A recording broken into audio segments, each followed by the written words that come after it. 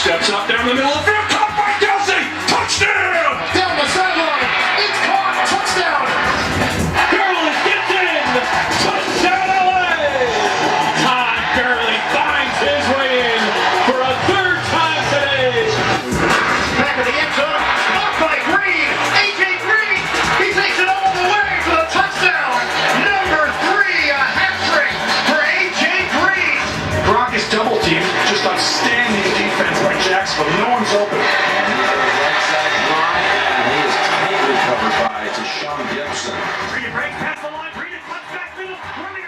Hey fantasy friends, welcome to the Fantasy Mechanics, where we get your latest and greatest fantasy fixes. It's me, your host, the Fantasy Maniac Mario. Thanks for tuning back in. We're going to go over our Week 2 winners and losers. We're going to go over my predictions, so let's get started. The winners last week, we had Slim Jesus the Guru over McCory Inc. by a score of 216 to 105. 216 ended up being the highest score that week, so he could have beat about anybody that week. We had Toon Squad over It's Sway Day. Blake Baller staying your lane over Team MJ. This was the game that it was hard for me to call. I did think MJ was going to eke that one out, but Blake Baller brain is making me eat my words right now. Vin's Promise School over North Korea Blue Magic. Team Hopkins over the Mixon administration. And the game of the week, Y'all Gurley over CT's GOAT by the score of 144 to 139. So that was the closest game of the week, and it was also our game of the week. So shout out Y'all Gurley owner Andre Vasquez. So those are your winners and losers for Week 2. Let's get into what's going on around the league in Week 3.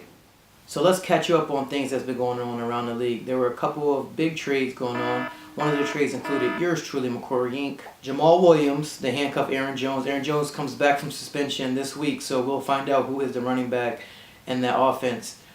I traded Josh Gordon, who just was traded to New England from Cleveland. I traded Marlon Mack, who's supposed to be the number 1 back in Indy. Right now is a committee, but last week was his first week back, so he was on the snap count. And in return, I got Kenyon Drake, Corey Clement, Jaguars D, and Marquise Goodwin. The reason I made the trade was because I wanted to have a stable running back too. Royce Freeman is not planning out as I hoped. Hopefully things will become different. I'm praying. I also wanted a defense that I can plug in every week. I didn't want to keep streaming a defense. I wanted a solid defense that can go out and get me 15 worst case scenario. I wanted a handcuff to an injury prone running back like Jay Ajayi.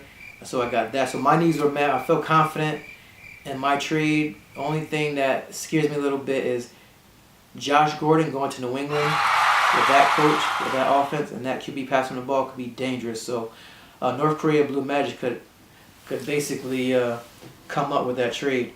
I can't speak on why he made the trade, but that's how I made the trade. I felt like we both got our needs on there. This just in. I'm just joking. The trade that happened last night was between North Korea Blue Magic was very active. The reason he was active was because he lost, or he might be nervous about LaShawn McCoy. LaShawn McCoy had an injury last week, and he's also having some legal issues. So North Korea Blue Magic could have been in a little panic mode and trying to get his horses stable. He traded Zach Ertz, Jimmy Garoppolo, and Marlon Mack to Blake Baller brand, and in return he's going to get Trey Burton, Carlos Hyde, and Corey Davis. I think that trade helped North Korea Blue Magic, and I also think that trade helped Mark Big Ballers. Mark got a top 3 tight end in Zach Ertz, and North Korea Blue Magic filled in a hole of running backs with Carlos Hyde. He got a decent tight end, so I feel like they both met their needs. And I see exactly why that trade was made. So let's go to the waivers that happened literally this morning. I'm trying to see anything that sticks out. Blake's Baller Brand paid $66 to acquire Fritz Magic from the Tampa Bay Buccaneers, who's airing it out, and he's actually a quarterback 1 right now. I see why he did it. His team is stacked. He literally doesn't have any weaknesses right now on his team. Well, I take that back. One of his weaknesses is his RB2 situation. So I see why he paid that much money, because he doesn't feel like he will need to spend anywhere else. But you never know. It's a long season. It's only Week 2. So let's go to Week 3 matchups. So let's get into the week 3 predictions. First game up, of course, my game. McC Inc. going up against the McC administration. I feel that I loaded up. I feel like the McC administration been sitting on his hands, hoping and praying things happen, but not actually getting things done. So I'm going to pick myself to get my first one of the season, which will make me 1-2, and that will make the McC administration 0-3. I'm going to take Blake Baller Stay in Your Lane over Sway Day. I'm taking Vince Promise School to beat Toon Squad. I'm picking Team Hopkins to upset CT's GOAT. I'm picking Slim Jesus the Guru and the Battles of the Unbeaten. Both teams are 2-0. Y'all Girly 2-0. Slim Jesus the Guru is 2-0. I'm picking Slim Jesus the Guru to give Y'all Girly his first loss. And the game of the week, North Korea Blue Magic versus Team MJ. So let's get into this one a little bit since it's our game of the week. So I like what North Korea Blue Magic did with his team. He made a lot of trades. He was very active. He got some depth. He got some firepower. And he took some shots on a couple people. He has Matt Ryan starting, going against New Orleans. And that's going to be in Atlanta. He has Alvin Kamara going against Atlanta. Of course, you have Carlos Hyde with the Jets. Marvin Jones going against New England. Robert Woods, Trey Burton, Josh Gordon in the flex. And he has Houston defense.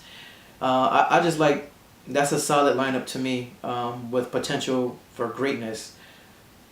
Team MJ has Cam Newton, James White, David Johnson, Antonio Brown, Chris Hogan, Kyle Rudolph, Kenny Stills, the Broncos defense. I don't dislike MJ's team. I just feel like North Korea Blue Magic made a lot of upgrades and he beefed up his lineup and he got a lot more firepower and consistency. So the game of the week, North Korea Blue Magic versus Team MJ. I'm going to go with North Korea Blue Magic to win this game of the week. And now I like to introduce something new. I call it GM of the week, where I recognize the GM for making a great move for the week that ended up paying great dividends in his matchup. The runner-up for GM of the week, I'm going to give it to Team Hopkins, who played O.J. Howard. The week before, O.J. Howard had 2 catches for 54 yards and only got him 7 points. But he stuck with him in the following week, week 2, 3 catches, 96 yards, and a touchdown. That second catch was like a 66-yard touchdown, so he got the bonus, ended up getting him 27 points. But I'm going to give the GM of the week to Y'all Girly. Y'all Girly played Will Fuller in week 2. The week before, Will Fuller didn't record a stat at all. I don't know if he didn't play or not, but he got zeros across the board. Week 2, Will Fuller, 8 catches, 113 yards, and a touchdown.